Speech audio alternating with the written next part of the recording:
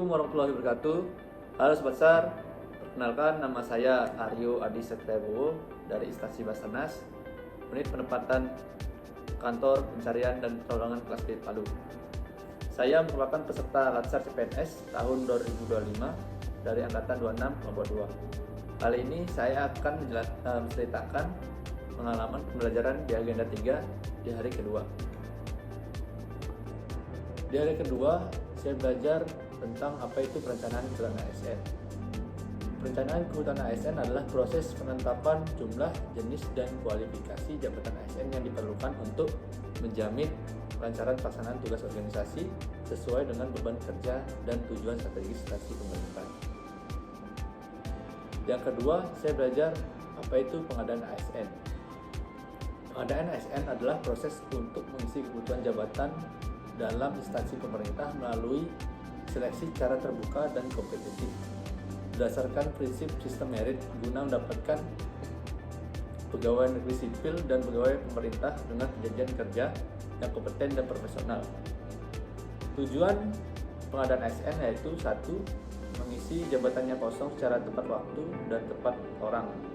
Yang kedua, menjamin terpenuhinya kebutuhan instansi terhadap SDM yang berintegritas, kompeten, dan akuntabel. Yang tiga, menyaring ASN melalui proses yang transparan, objektif, adil, dan bebas KKN.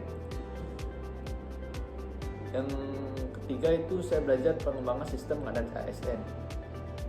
Pengembangan sistem pengadaan ASN itu ada open recruitment atau rekrutmen terbuka, dan kedua itu proses rekrutmen atau rekrutmen tertutup.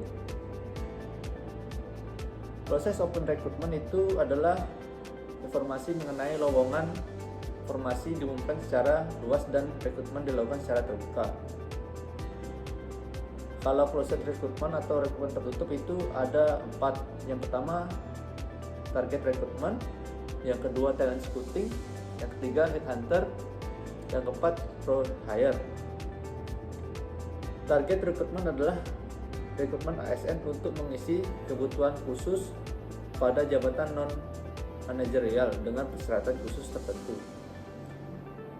Yang kedua, talent scouting. Talent scouting adalah proses penerimaan yang bekerjasama dengan sekolah kedinasan serta perguruan tinggi terbaik di Indonesia termasuk dengan diaspora. Yang ketiga, headhunter.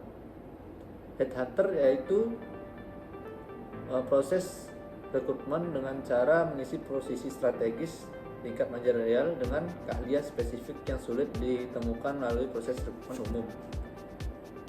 Dan yang terakhir yaitu pro hire.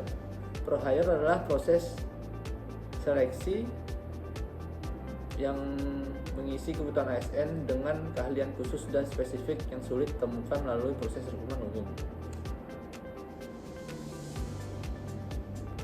Dan saya belajar apa itu penguatan budaya kerja dan citra. Budaya kerja ASN harus melandaskan nilai dasar ASN yaitu berakhlak. Budaya kerja mengacu pada pola pikir dan perilaku kerja ASN yang mencerminkan nilai dasar tersebut dan harus diinternalisasikan dalam setiap kegiatan organisasi.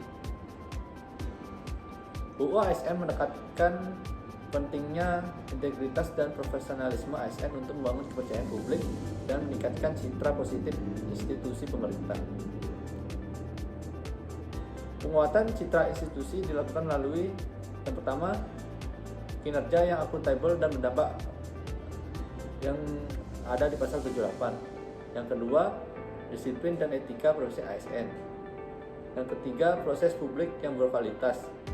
Dan yang keempat, transparansi dan akuntabilitas manajemen ASN. Tujuan penguatan budaya kerja dan citra institusi yaitu 1.